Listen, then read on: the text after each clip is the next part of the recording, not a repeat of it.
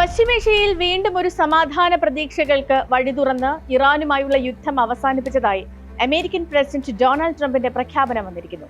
ഇനി ഒരിക്കലും ആണവായുധം വികസിപ്പിക്കില്ല എന്ന ഉറപ്പ് ഇറാനിൽ നിന്നും ലഭിച്ചു എന്ന് വൈറ്റ് ഹൌസ് വ്യക്തമാക്കുകയാണ്.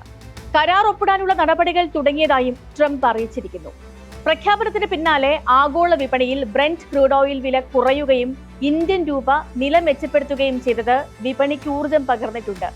കരാറിന്റെ കരട് രേഖകളിൽ അന്തിമ തീരുമാനമായിട്ടില്ല എന്ന് ഇറാൻ വ്യക്തമാക്കുമ്പോൾ ആശങ്കകൾ പൂർണ്ണമായും ഒഴിഞ്ഞു പോയിട്ടുമില്ല. യുദ്ധ സാഹചര്യം തുടർന്നാൽ ഗുരുതരമായ ആഗോള സാമ്പത്തിക പ്രതിസന്ധി ഉണ്ടാകുമെന്ന ലോകബാങ്കിന്റെ മുന്നറിയിപ്പിന്റെ പശ്ചാത്തലത്തിൽ പശ്ചിമേഷ്യയിലെ ഈ പുതിയ സമാധാന പ്രതീക്ഷകളെ വിശകലനം ചെയ്യുകയാണ് ഇന്ന് സ്പോട്ട്ലൈറ്റ്. ഇറാൻ US യുദ്ധത്തിന് തിരശീല വീഴുമോ? ജോർജിയ ലഫ്റ്റനന്റ് ഗവർണർ ബർട്ട് ജോൺസന് പിന്തുണ പ്രഖ്യാപിച്ച് നടത്തിയ വെർച്വൽ ടെലി റാലിയിലാണ് ഇറാനുമായുള്ള യുദ്ധം അവസാനിപ്പിച്ചതായി US പ്രസിഡന്റ് ട്രംപ് പ്രഖ്യാപിച്ചത്.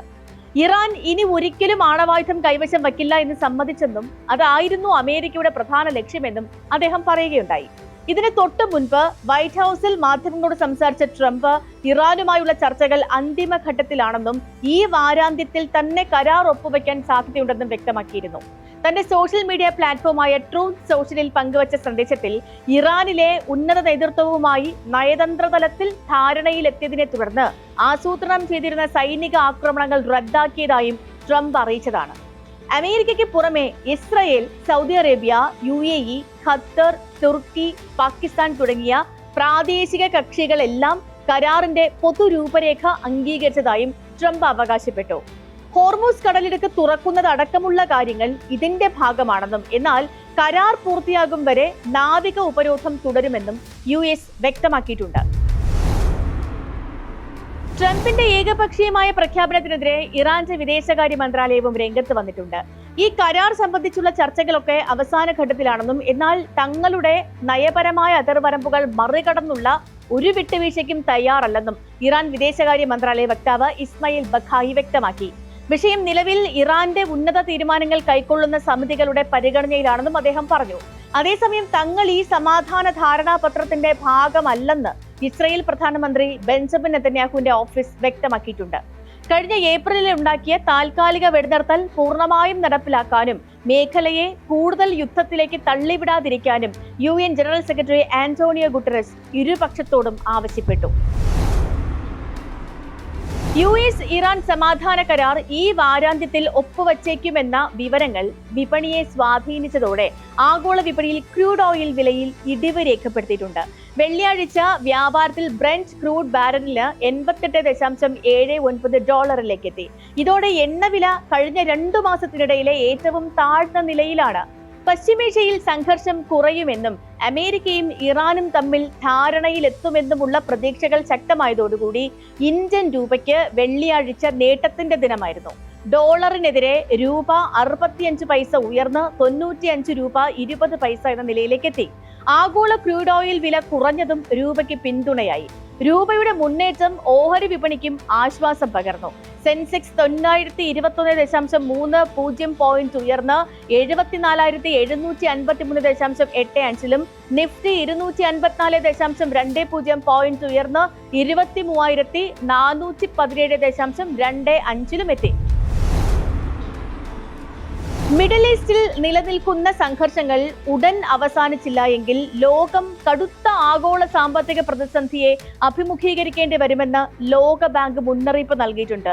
കോവിഡ് മഹാമാരിക്ക് ശേഷമുള്ള ഏറ്റവും മന്ദഗതിയിലുള്ള വളർച്ചാ നിരക്കായിരിക്കും വരും നാളുകളിൽ ലോകം സാക്ഷ്യം വഹിക്കുക എന്ന് ലോകബാങ്ക് പുറത്തുവിട്ട ഗ്ലോബൽ ഇക്കണോമിക്സ് പ്രോസ്പെക്ടസ് റിപ്പോർട്ട് പറയുന്നു.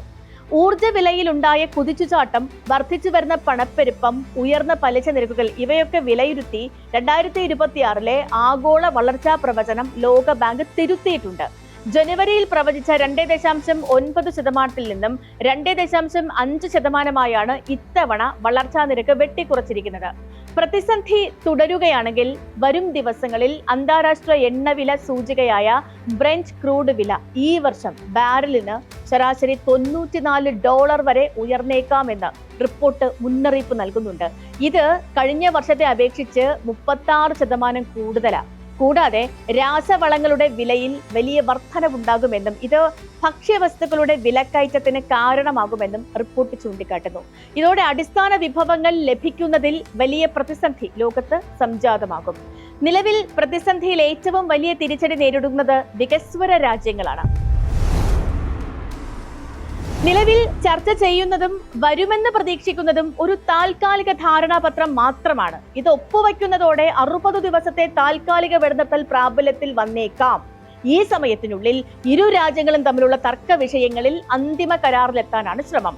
മുൻപും പലവട്ടം ഇറാനുമായി കരാറിലെത്തിയെന്ന് ട്രംപ് പ്രഖ്യാപിച്ചിട്ടുണ്ടെങ്കിലും അവ നടന്നിരുന്നില്ല. നിലവിൽ പ്രഖ്യാപിക്കപ്പെട്ട സമാധാന നീക്കം വിജയിക്കാൻ 50% സാധ്യത മാത്രമേയുള്ളൂ. എപ്പോ വേണമെങ്കിലും ഇത് തകരാമെന്ന് വിദേശകാര്യ വിദഗ്ധർ തന്നെ നിരീക്ഷിക്കുന്നുമുണ്ട്. അന്താരാഷ്ട്ര മാധ്യമങ്ങൾ പുറത്തുവിടുന്ന വിവരങ്ങൾ പ്രകാരം നിർദ്ദിഷ്ട താൽക്കാലിക ധാരണാപത്രത്തിലെ പ്രധാനപ്പെട്ട വ്യവസ്ഥകൾ ഇവയാണ്. വെടിനിർത്തൽ കരാർ ഒപ്പുവെക്കുന്നതോടെ 2 മാസത്തെ താൽക്കാലിക വെടിനിർത്തൽ നിലവിൽ വരും. യുദ്ധത്തെ തുടർന്ന് തടസ്സപ്പെട്ട ഹോർമൂസ് കടലിടുക്കിലെ മൈനുകൾ നീക്കം ചെയ്യാനും കപ്പൽ ഗതാഗതം പുനഃസ്ഥാപിക്കാനും തീയതി നിശ്ചയിക്കും. ഇറാൻ വ്യവസ്ഥകൾ പാലിച്ചാൽ സാമ്പത്തിക ഉപരോധങ്ങൾ പിൻവലിക്കുകയും വിദേശത്ത് മരവിപ്പിച്ച ഇറാന്റെ ആസ്തികൾ വിട്ടുകൊടുക്കുകയും ചെയ്യും. വരും വർഷങ്ങളിൽ ഇറാൻ യുറേനിയം സമ്പുഷ്ടീകരണം, ആണവായുധ നിർമ്മാണവും പൂർണ്ണമായും നിർത്തിവെക്കും. പക്ഷേ നിർദ്ദിഷ്ട കരാറുമായി ബന്ധപ്പെട്ടുള്ള കാര്യങ്ങൾ ഔദ്യോഗികമായി ഇതുവരെയും സ്ഥിരീകരിക്കപ്പെട്ടിട്ടില്ല. അമേരിക്കയിൽ ഇന്ധനവില കുതിച്ചുയരുന്നതിൽ ജനങ്ങൾക്കുള്ള അമർഷം ട്രംപിന്റെ ജനപ്രീതിയെയും ബാധിച്ചിട്ടുണ്ട്. വരാനിരിക്കുന്ന ഇടക്കാല തിരഞ്ഞെടുപ്പിൽ ഇത് തിരിച്ചടിയാകുമോ എന്ന് റിപ്പബ്ലിക്കൻ പാർട്ടി ഭയപ്പെടുന്നുമുണ്ട്. അപ്പോൾ അതുകൊണ്ട് തന്നെ യുദ്ധം അവസാനിപ്പിക്കേണ്ടത് ട്രംപിന്റെ ആഭ്യന്തര ആവശ്യം കൂടിയാണ്. മുൻപും പലവട്ടം ഇറാനുമായി കരാറിലേക്ക് എത്തിയെന്ന് ട്രംപ് പ്രഖ്യാപിച്ചിട്ടുണ്ടെങ്കിലും അവിടെയെല്ലാം പരാജയപ്പെടുകയായിരുന്നു. നിലവിലെ ഈ സമാധാന നീക്കം വിജയിക്കാൻ പകുതി സാധ്യത മാത്രമേ ഉള്ളൂ എന്നും എപ്പോ വേണമെങ്കിലും കാര്യങ്ങൾ മാറിമറിയാമെന്നും നയതന്ത്ര വിദഗ്ധരും വിലയിരുത്തൽ നടത്തുന്നുണ്ട്. വെടിനിർത്തൽ ഉൾപ്പെടെ സമാധാന നീക്കങ്ങളിൽ തങ്ങൾ പങ്കാളിയല്ലെന്ന് ഇസ്രയേൽ വ്യക്തമാക്കുമ്പോൾ കടുത്ത ആശങ്കയും ഉയരുന്നു. അതുകൊണ്ട് തന്നെ യുദ്ധം അവസാനിപ്പിക്കാനുള്ള ഓരോ നീക്കവും വലിയ പ്രതീക്ഷയാണ് ലോകത്തിന് നൽകിക്കൊണ്ടിരിക്കുന്നത്.